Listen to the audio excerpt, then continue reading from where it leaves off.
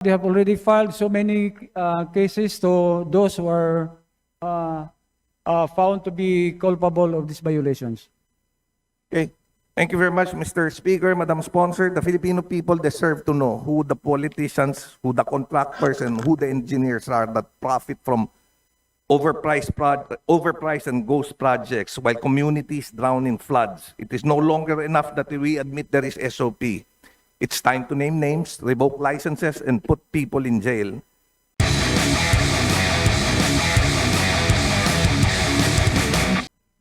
Mr. Sponsor, Madam Speaker, makikihingi na lang po kami ng listahan ng mga pamana project na nakalodge po sa DPWH. Pahingi na lang po kami ng copy. Tapos explain ko lang po mabilisan bakit namin hinihingi. Kasi po, yung doon sa pamana, meron pong 5 billion dyan na inallocate. Out of the 5 billion pesos po na inallocate dito sa Office of the Presidential Advisor for Peace, Reconciliation and Unity, kalain nyo ho, ang inallocate sa roads, 3 billion pesos. Tapos sa bridge, 230 million pesos. Ang problema ko ho dito, hindi yung pag-allocate. Ang problema ko, kung paano mag-function yung ahensyang yan. Kasi over the years, 2022, ang unliquidated transfers nila, percentage of total appropriation, 64%. 2023, unliquidated, 49%. 2024, unliquidated, 73%. 2025, siyempre, nasa kalahati pa lang naman tayo ng 2025, pero may unliquidated na ho sila. Ang ibig sabihin ko ho dito, itong ahensya na pinaglalagakan natin ng bilyong-bilyong piso para sa infrastruktura, hindi natin alam kung ginagastos ng tama yung pondong inilalagak.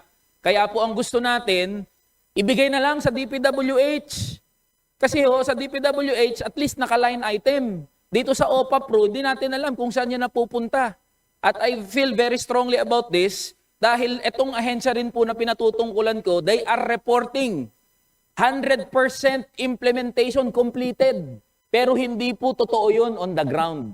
Kaya mas gugustuhin po namin na sa pamumuno po ng ating butihing kalihim, Secretary Vince Dizon, alam ko po na mas mailalagay ito sa mga tamang proyekto at programa. And in the appropriate time, this representation will move na itong budget na inilagay sa pamana ng OPA Pro.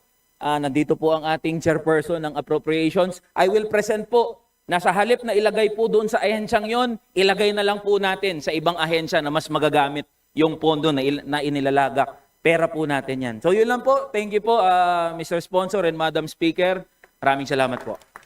Tama The po. manifestation is duly Payag ang noted. Majority DPWH, Leader. ilipat sa kanila. Madam Speaker, last but not the least, I move to recognize Representative Jesus Manuel Bong Suntay from the 4th District of Quezon City.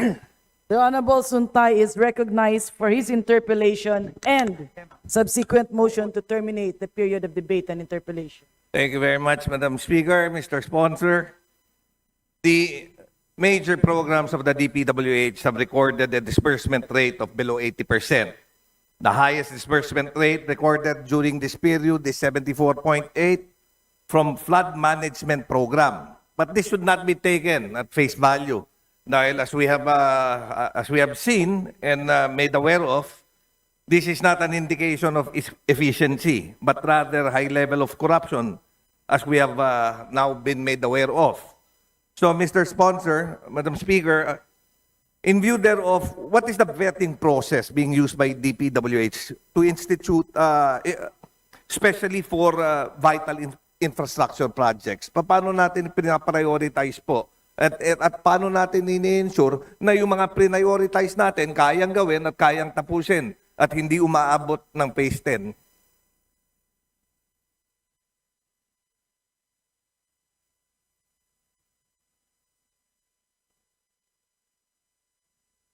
Well, una sa lahat, tinanggal na nila ang phase by phase, yung phase 1, phase 2, phase 3 na mga implementation ng project because definitely hindi ito matapos ng isang taon. So ang ginagawa nila ngayon, they are preparing projects na kayang tapusin sa isang taon na lang. So, Madam Speaker, Mr. Sponsor, are we made to believe that for 2026, lahat ng programang gagawin ng DPWH ay yung mga programang matatapos in a single phase o isang birahan lang at hindi na natin makikita yung mga phase 2, phase 3, phase 4? Yes, Madam Speaker, yun nga ang dahilan kung bakit binalik natin sa kanila at tinanggal nila yung phase 1, yung mga phase by phase implementation dahil alam nilang mahirap itong tapusin. Okay. Now, it has also been observed that the DPWH budget for public infrastructure is not going to areas where it is needed the most. A good example is the preventive maintenance for national roads, which do not necessarily go to the regions with the longest roads that are in fair or poor condition. So, ang una kong tanong, meron ba tayong inventory ng national roads by road condition? Yes, taon-taon mayroon ho silang ginagawang inventory. Hindi, alam ko ho, taon-taon may ginagawang kalsada. Napansin ko rin yun sa distrito ko dahil yung Timog taon-taon inaaspalto po. Yung E. Rodriguez taon-taon ina-aspalto rin. But it does not necessarily mean sira yung mga kalsada. Meron ba tayong inventaryo para hindi nasasayang yung pondo sa paulit-ulit na road maintenance na hindi kailangan? Yes, actually mayroon silang inventory under ROCON, ang tawag nila yon, ROCON program, at saka RBIA. Ito'y ginagawa nila on a regular basis. So kung meron tayo nito, bakit hindi ginagamit? Yun ang basis ng kanilang pag-allocate ng funds.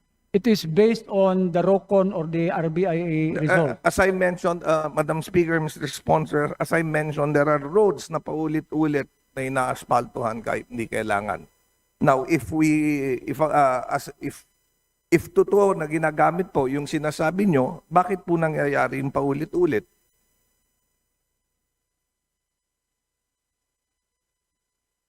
Ang akin lang is, I want to ask, how can we be assured that the proposed infrastructure projects being undertaken are driven by the need and not by political interventions or interests?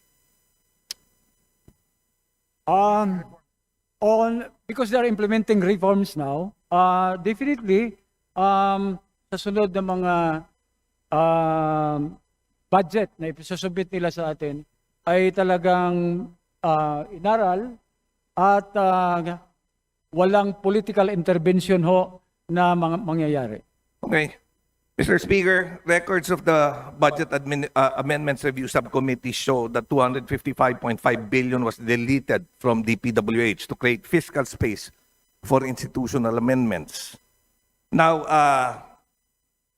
as a result of which, dun sa itong 255 na ito, mostly tinanggal to for yung mga allocations for flood control, which I understand kung bakit ginawa because of what happened. But of course, sa pagtanggal po nito, there are funds for drainage rehabilitation, the siltings. These are among those programs which were deleted. Now, what assurance can DPWH give the residents of, for example, Metro Manila, that they will not suffer from greater flood risk in the coming typhoon season, considering na tinanggal natin yung mga allocation? And before po kayo sumagot, meron lang akong gustong ipakitang litrato. Ito, kaninang umaga, mga around 11:30, umulan. Mga 3 oras lang ho yung ulan. Ito, sa Barangay Tatalonto, sa Araneta Avenue. Kung makikita nyo, sa 3 oras na ulan, may nagsiswimming na. Meron pa hong kasunod yan.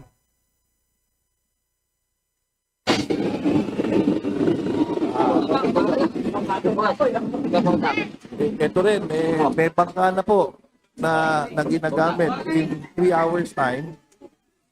This is along Araneta. Sadly, itong Araneta na ito, sinimulan ng gawin to, pero hindi kumpleto. Tinigil natin eh. Pwede pa yung susunod? Hindi, natapos na tayo dyan. Yung iba po natin litrato.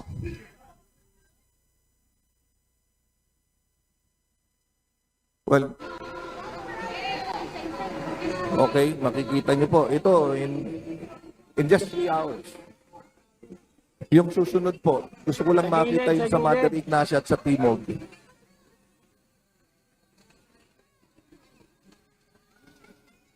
In Timog, kanina pinadala sa akin si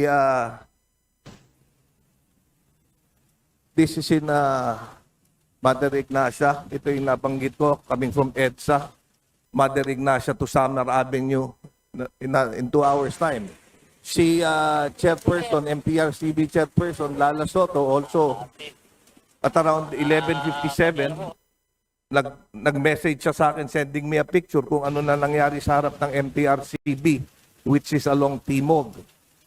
I also mentioned dahil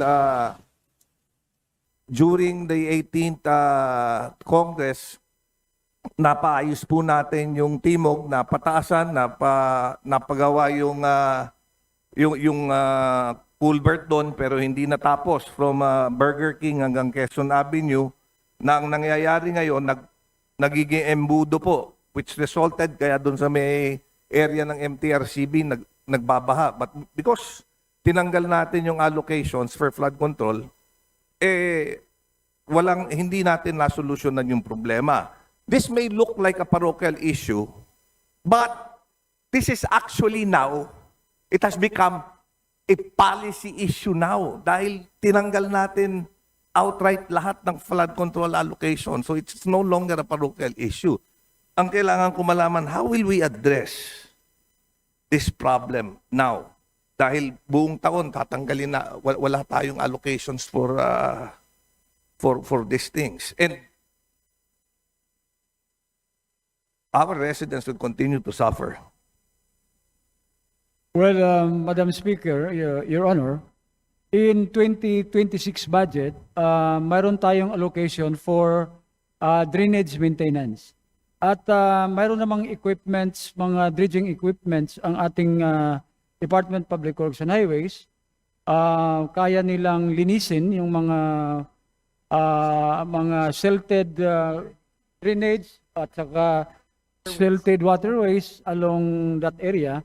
At sa tingin ko sa picture kanina, medyo may bara lang siguro yung mga daanan ng tubig na yan. So yung routine maintenance in terms of flood drainage maintenance, mayroong appropriations na nilagay nila for 2026. Well, Madam Speaker, Mr. Sponsor, in some areas maaaring totoo that a simple desilting magagawa. But in other areas, kung saan, like what I said, an example would be Timog, kung saan malaking box culvert na, tapos dinuktong natin sa maliit na drainage, hindi ba, walang desilting ang mga kaayos po nun. Nag-iembudo. Another example, I think during the previous Congress, 100+ million was already, 150 million was already spent for Araneta Avenue para yung HDPE pipes nila ilagay. But Well, hindi na. Madam Speaker, Your Honor, naisama kasi ito sa OO2 or Organizational Outcome 2, which is flood control. Pero gagawa nila ng paraan that this will be part of the component of the road. So sa paggawa ng isang kalsada, ang drainage ay kasama na doon sa programa nila. Now, Madam Component of the Speaker, program. Mr. Sponsor, For the these construction of questions the go road. to the heart of public safety and fiscal accountability. When floodwaters rise in Metro Manila, our constituents will not ask about BARC regarding reallocations or even ODA loan availments. They will ask why their homes are underwater despite billions appropriated year after year. In the light of revelations and admissions that DBWH projects are systematically overpriced, SOP entrenched in the system, now, can I have a commitment from DPWH that we make people accountable and answerable? Can the good secretary give us assurances that they will start filing cases not only against DPWH employees, contractors, but also politicians who are involved? Yes, Madam Speaker, right now they have already filed so many cases to those who are found to be culpable of these violations. Okay. Thank you very much, Mr. Speaker, Madam Sponsor. The Filipino people deserve to know who the politicians, who the contractors, and who the engineers are that profit from overpriced and ghost projects while communities drown in floods. It is no longer enough that we admit there is SOP. It's time to name names, revoke licenses, and put people in jail. Hence, I respectfully press DPWH to provide clear, transparent, and detailed answers on how it will safeguard flood control in Metro Manila and other infrastructure project being undertaken by the department. So with this, Madam Speaker, Mr. Sponsor, ay puputulin ko na ang aking mga katanungan at inaantok na yung mga kasamahan ko. Madam Speaker, may I move that we Terminate. the period of Eh, discussion and debate. Thank you.